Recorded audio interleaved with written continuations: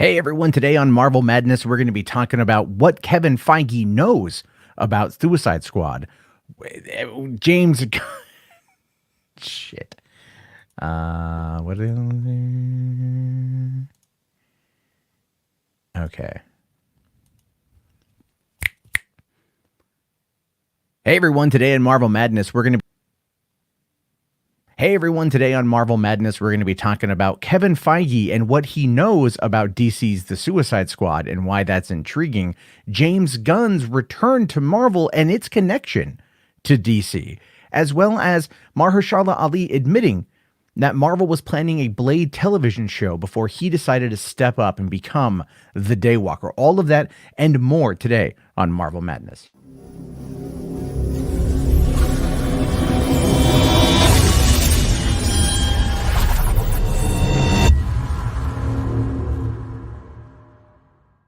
Hey everyone, how's it going? My name is Matt Jarbo. Welcome back to Marvel Madness. That's the name I'm going to run with for right now. It was recommended to me on the last episode. I actually kind of liked it. I thought it was pretty good. So shout out to Alvy Green for the awesome suggestion. Thank you very much, sir. So if those of you who are new to this podcast, this is a kind of a recap of what's going on with the MCU, whether it's the movies, the television side of things, if it connects to comics or anything else. This is stuff I'm going to be talking about, and I really like it. I do the same thing with Star Wars. Someone asked that I do it for DC, but I'm like only human. Doing 3 individual geek niche podcasts a day would be quite difficult because I have another job, so that's hard to do. But we're going to be talking about a good amount of stuff today, and I appreciate everyone tuning in and joining us on this Friday. If you've been enjoying The Mandalorian, also let me know that's what's on my mind for tonight as I record for tomorrow morning. But why don't we just kind of dive in? We'll just dive into what we know from today. So right off the bat, we got this article coming in from IGN saying Marvel's Kevin Feige knows everything about DC's The Suicide Squad. Now, the reason why I'm bringing this up has a lot to do with a lot of the complaints that I see coming out of certain elements of the fandom. Okay. One of the things people say here is that Kevin Feige loves to undercut DC. And if you look at the track record of Kevin Feige and his actions with Marvel and how they kind of line up to things that the DCEU has announced, you can kind of see for just a little bit that he pays attention. However, that being said, him and Jeff Johns go way back, and him and James Gunn go way back, and it's Hollywood. Hollywood is exceptionally nepotistic and cronyistic. This is not unknown. Everyone knows it's happening at other studios. We, the fan base, don't know. But the people who work on the interior of everything, trust me, they know. So I thought this was a really funny thing. And I see some people freaking out about it online. But of course, it is not as bad as some people are making it out to be. So it's Marvel's Kevin Feige knows everything about DC's The Suicide Squad. So Kevin Feige knows quite a bit about The Suicide Squad, according to James Gunn. Gunn told Empire he had to fill in Feige on why exactly he couldn't jump right back into Guardians of the Galaxy Volume 3 following him being rehired on the project. Yeah, think about that one right now. Gunn told Feige he was working on a DC movie, to which Feige replied, "Is it Superman?" Gunn said that the character was a possibility for him to tackle, but that wasn't the one that he chose. Now, I saw that headline floating around as well, but that's more DC-centric, and I do quickly want to touch upon that. Interesting, right? It will, because we know that when it comes to the MCU, Feige is the producer. It's a producer-driven content. That's one of the reasons why it's so successful. DC, on the other hand, is more filmmaker-driven content, and that's not a bad thing. I'm not attacking anyone who likes DC. What I'm saying is, there's no overarch. There's no, what it feels like there's just no overarching production. There's no one voice that kind of controls everything, while letting the filmmakers play in that field. Now, there is some things to be said about Feige and certain directors not meshing very well. There's been some complaints that have come out after the fact, but still, these movies make him a lot of money. So if James Gunn was offered Superman, that's insane. And it goes to show you that not only was DC in a very different place than they are right now, this is prior to the merger with AT&T, but that they were very much looking to get away from Zack Snyder. Never mind the fact that The artistic abilities between Snyder and Gunn are visually different. However, those two are still very good friends. Like I said, it's very nepotistic, very cronyistic. That doesn't change. So Gunn, so after telling Feige that it was a new Suicide Squad movie, Feige simply replied, please make a good movie. Just make a great movie. Now, the thing about that I love, and the reason why I want to bring it up, is because for one, Feige is very, very, very supportive of his friends. That's what it looks like to me being a fan on the outside. He's very supportive of his friends, and he wants people just to make movies, and he likes to watch movies. So he's a big nerd at heart. He's very smart in how he approaches everything, but he's still a big-ass nerd. And so I think for him, he wants DC to do well, probably for the same reason that Microsoft wants Apple to do well, because you've got competition. Now, Gunn then told Feige all about the Suicide Squad's characters, including the villain, which has yet to be revealed. Saying here, Kevin knew who all those characters were for a month before we revealed them at Fandom. He still knows who the villain is. I think he's pretty trustworthy with his NDA. Well, yeah, that's his old boss, and soon he can be his current boss once he finishes up the Suicide Squad and Peacemaker for DC. Then he's going to move over back to go work on Guardians. Now, he says the conversations with Disney were scary, especially since Marvel missed Gunn by only one day, and it was their rival who hired him first. And that was actually the other thing I wanted to talk about here too. He says here, it was a happy ending, but it was also scary because I actually got the call from Walt Disney Studios CCO Alan Horn long before it was announced. It literally happened the day after I agreed to do the Suicide Squad. And that just goes to show you how well and how loved Gunn is, and also how absolutely overblown that situation was, how absolutely terribly overblown that situation was. The canceling of James Gunn is something that I take personally in a number of ways, because I've been down in that situation myself with old tweets coming back up to haunt me and shit. That's what I'm talking about. But really, it's like, looking at the situation, the people only went after him because of his political opinions. And it was probably better that it happened in 2018 versus right now, but I'm not trying to get into the whole politic train. The truth of the matter is, Gunn, kind of held out. He held out, and he scored bigger than he could have ever gotten. So not only is he doing Guardians 3, he's doing the Suicide Squad, and then whatever else is going to happen once he wraps up Guardians 3 for Marvel. The likelihood of him leaving Marvel and going back over to DC is pretty high, especially if they were going to offer him Superman at some point. However, this isn't a DC podcast or a DCEU podcast, but it all kind of exists in the same area, and it has a lot of the same DNA, at least now, in regards to the creative entities that are behind it. And I'm pretty sure Kevin Feige is also very much aware of everything else going on at DC, because he's friends with all those guys. And I'm pretty sure they talk, and I'm pretty sure they've gone to him and been like, what can we do? Because everyone wants us to be like you, or the company wants us to be like you guys. And the problem with it is, though, is that just these people, DC, in my opinion, doesn't trust themselves as much. But that is what it is. It is what it is. All right, so let's take a look here at Spider-Man 3-star Jacob Batalon arrives on set with a new look. Now, this is a story that I don't necessarily feel needs a lot of attention, but I wanted to touch upon it because, for one, good for him, and two, I think showcasing and positively responding to weight loss is a good thing. And I kind of want to see what's going to happen with Ned in Spider-Man 3, simply because, there's been those hints, those rumors that he will in fact become a villain. I think he said that himself too as time goes on. And remember, Sony and Marvel want Tom Holland and company for a long time. There's a rumor like it's supposed to be like 9 movies. So you never know. Now, it says here that after some delays, production for Marvel's Spider-Man 3 is finally about to begin. This week, franchise star Tom Holland shared a hilarious video from opening the script, and he's not the only one settling in to Atlanta. Jacob Batalon, who plays Ned Leeds, took to his Instagram stories today with a photo of himself that proves that he's ready to step back in Ned's shoes. In fact, the actor has been bald in all of his recent photos, but now he's donning Ned's classic hair, saying, I just wanted to stop in and say hi. And then look at him. Look at him. I mean, really, look at him. Look how much weight he's lost, man. That's insane. Absolutely congratulations to Jacob Batalon on that one. Weight loss is a tough thing. I'm battling with it myself right now. Quarantine doesn't help. Not going out to go to the movies doesn't help. Being at home watching Netflix all day definitely doesn't help. But I really do want to say here, he looks fantastic. He looks great, and I'm glad to see that he's lost all that weight. And I'm wondering if they're going to transition that into a plot point. Again, the villainous aspect of everything that could be happening. So something there to consider.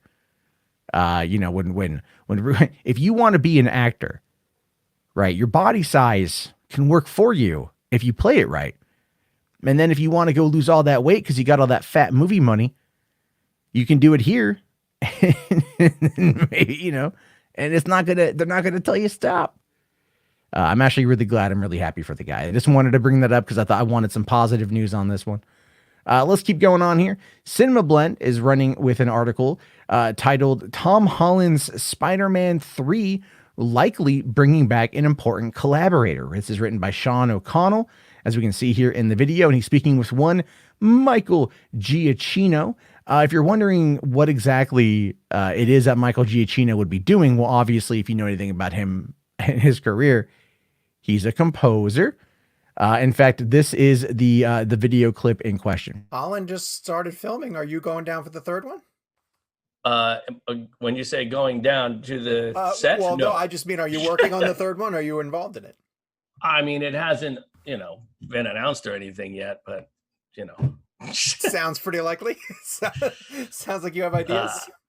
I'm excited. Look, I love working with John. I love working with Kevin and everyone at Marvel. They're just like the best. It really is like being with my friends from when I was a kid, when we're working together. That's a very diplomatic answer. In fact,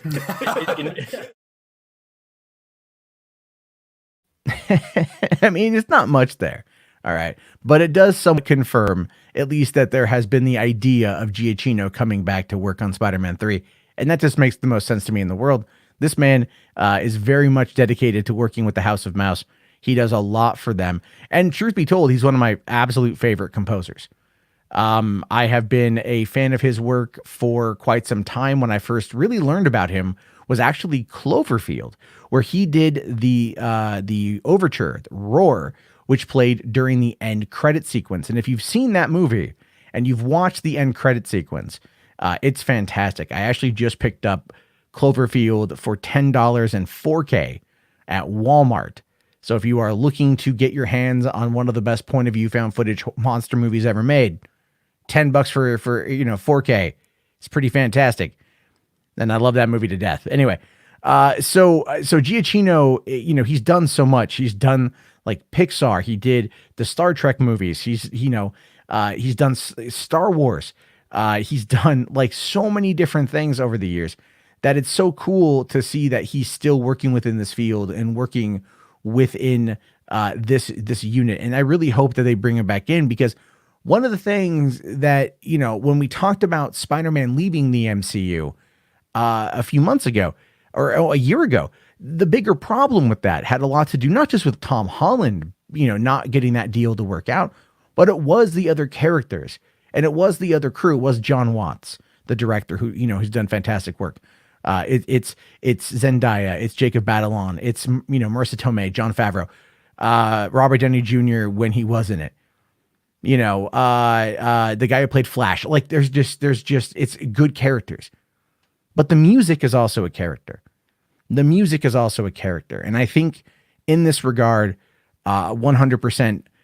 Bringing him back is just gonna keeping the band together, right? And just as a pivot back to DC, it's when they announced the Snyder Cut, Zack Snyder had said that he wants to bring everybody back. He wants to get people who are doing the visual effects work, who are doing the sound design, any person who was working on the movie back in 2016 when he shot it. He wants to get them back together in order to finish it, right? To keep that collective DNA intact. And I think it's going to be a stronger product as a result of it, if I'm being honest with you. And I say the same thing here when it comes to this, because when you have the same people who are working together on these movies, they really do fall in love with each other. And they do that because there's so much creative collaboration, and it's such a rewarding experience that in this particular case, I would love to see what Giacchino brings to the table for the third one. Like I said, he is probably my favorite composer outside of John Williams. I know Hans Zimmer, right? I know. There's a lot of other good ones out there as well, but I just love Junkie XL. So, I mean, I do love Junkie XL. I also love Michael Giacchino, is what I'm trying to say. I was thinking about Zimmer and Junkie XL for Batman v Superman because I do a lot with DC as well. Anyway, I just wanted to talk about that. As always, I want to hear your thoughts and your opinions because music does really do well to make the movie. And so something there to consider. All right, let's take a look here at Ant-Man's time in the quantum realm during Avengers Endgame could actually be explored in the future. This is coming in today from the direct.com, which is also going to, I think the MCU Direct is part of it. And that was something that they didn't really talk about, the 5 years that Scott Lang spent in the quantum realm. They just kind of went like, yeah, he was there. But then again, in his mind, it was like 5 hours. So what are they going to do? And like, how are they going to make Ant-Man 4 just be a prequel and have it be explored? For those 5 hours, is it going to be like a Disney Plus series? I don't know. Let's see what they're saying though. Okay. They said here, let's just kind of jump down. In a new article featured on the Marvel Entertainment website, Ava Starr, aka Ghost, and a recap of her MCU backstory from Ant-Man and the Wasp are given the spotlight because they didn't really give you much of one in the movie. I love the Ant-Man films. Ant-Man and the Wasp was like, it was better than Captain Marvel. Because then again, like that's still the weakest MCU film. Yeah, and I'm including Thor: Dark World on that one. But it was weaker. It was really weaker in regards to everything. So, in her backstory kind of got, it just wasn't that great. However, this could be something fascinating. Anyway, the article seems to indicate Ava's story in the MCU may not be done yet, hinting that she's on her way to being known as friendly, despite her misunderstood yet devious intent in the movie. The most interesting point in the article, though, is when the writer makes quick mention of Scott Lang's time spent in the quantum realm and how the events transpired are a story for another time. Okay, this is what the person actually writes. After Janet Van Dyne is rescued from the quantum realm, she can sense Ava's unstable state and is able to partially heal Ava with some of her own quantum energy. Scott eventually goes back into the quantum realm to collect quantum healing particles just for her, which of course were mere moments before the blip happens, and you get stuck there for 5 years. But that's a story for another time. I feel like that's I feel like it's a cop-out. I'm just, like it was, he says in Endgame, it was like 5 hours for him. So what's his story going to be in 5 hours? He was floating around. He met some tardigrades. Maybe he's like, I'm here for a while. Let's go chill and hang out. You guys show me your tardigrade city. Like what's he going to do? I mean, is he going to go find where Michelle Pfeiffer lived for 30 years? Because if she was there for 30 years, for that would have only been like 30 days at the rate he was there, unless they're going to argue that, the time flux of or time passage in the quantum realm is different for individual people. I don't know. When we start getting into this kind of stuff in these movies, I start to tune the hell out. It's just because like, I'm not against it, but it's like, don't spend time explaining it to me. All right. Establish its existence, establish its use, establish its origin, move the hell on. It's like, I don't need constant reminder of what this thing is. Just go, this is what it does. This is how it suits our need in the story. And let's just be done with it. And I think at the end of the day, that's what they need to do with Ant-Man. Focus more on Scott and less on the quantum realm, because that played its part in Endgame. And I don't know about you, but I think going forward, we've already done the time travel bit. Do we need to go back and do it again? We'll have to wait and see what they do. I don't know. But we'll go from there. Anyway, finally today, this is kind of what I buried the lead, I'll fully admit. But apparently Marvel's Blade was a TV show before Marhashalla Ali was cast. He says that when he first contacted Marvel about playing Blade, they were planning to reboot the character for a TV show, not a movie. Now, you got to understand, too, when this happened, but he does have a couple quotes here. So he says that when he first contacted Marvel about playing the role, they were planning to reboot Blade as a TV show, not a movie. Kevin Feige announced that Ali had been cast as Blade at San Diego Comic-Con 2019, and that took everybody by surprise, which it did. And the fact that he had a Blade hat was pretty awesome too. The announcement was a shock mainly because a Blade reboot or remake hadn't been previously announced, and also because the dark and violent tone of the original Blade trilogy doesn't fit into the PG-13 family-friendly approach of the MCU. And that is something to really pay attention to. And if you've been following a lot of the scoopers and like the rumors and stuff, you can kind of see what Marvel's up to. And one of the reasons why Disney now owns 20th Century Studios, because it's not Disney. It's not Marvel Studios. It's going to be something that's adjacent. So this is what he says. Speaking on the Tightrope podcast, Ali said that when he first approached Marvel about playing Blade, which he did after debuting as Cottonmouth, they were already considering rebooting the character, but in a TV show, not a movie. He adds that it took a couple of years for them to come to a conclusion and cast him in the movie. He also reveals that he would have been happy to play playing Blade in a TV show, but that his goal has always been to play the character on film. So this is what he actually says. That's a paraphrase. This is what he says. So in doing that show, Luke Cage, the day it premiered, I turned to my agent and said, "What are they doing with Blade?" Because I kept hearing that they were trying to find a way to remake it and put it back together. And it was exciting for me to get to be in that Marvel space and TV. But for me, my goal had always been film. So there was this long process of them speaking out, at least in the television division, about wanting to make a TV show again, but not necessarily trying to acquire the rights still. And something's kind of going on. So it took a couple of years. Well, you know, and what I love about that comment has a lot to do with the fact that Marhashalla Ali is a fantastic actor. Like I first learned about him in the Kevin Spacey show on Netflix. You know the one I'm talking about. I don't know why. House of Cards. There we go. I forgot about his House of Cards. And I really liked him in House of Cards quite a bit. And I've seen him in a lot of other things. And I truly do love him as an actor. And he was awesome as Cottonmouth. And everyone agrees the first season of Luke Cage, when he left, went downhill. Thankfully, season 2 was pretty epic. But season 1, after Cottonmouth died, was pretty bad. You lost Cottonmouth for what? Diamondback? Oh, God. Like, jeez. There's even a Bye Felicia moment in there. It was so bad. It was so bad. Luke Cage season 1 is forgettable. Luke Cage season 1 is worse than Iron Fist season 1. And I will fight people on that. The back 6 half.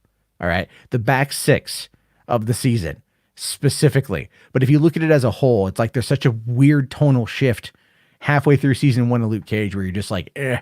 But then again, Method Man and doing that freestyle rap, I think it was like on the second to last episode of Luke Cage, was freaking dope. So there's that. However, I really like Method Man.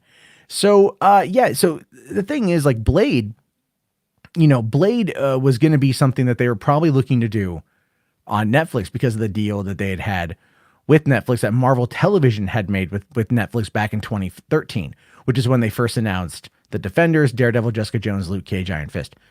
And then from there, that was probably what Jeff Loeb was working on. Well, Feige was building the MCU at that time to very, very, very large success. And even though, Daredevil and Jessica Jones were highly received in regards to critical ratings and audience ratings, Luke Cage, middling reviews, and then Iron Fist, reviews. Even though I liked it, I can still acknowledge it had some faults. But in those moments, you could probably see, like, Ike Perlmutter didn't really want to go down that path. Jeff Loeb was probably trying to get anything to work at the time. That's why we got Punisher, which is, again, I'm very happy with. But when you think about everything on that front, and then the turmoil between Kevin Feige and Ike Perlmutter going back to early 2015, when we found out that, Feige had gone to Iger and was like, I'm going to quit if you don't help out on this thing. And that's why Iger basically split up Marvel Television and Marvel Studios and told Feige, you answer to me now, and obviously Alan Horn. But Ike Perlmutter was in charge of Marvel Television, i.e. Jeff Loeb, and that's when that whole thing went to hell. That's when the MCU split, was on that whole move. So in this particular moment, what we can see here is that was probably caught up in that at the time, and then when Feige consolidated power and took over Marvel Television as well, and then when you have Academy Award-winning actor Marhashalla Ali coming in and saying, I want to be Blade, goddammit, you do not turn that down.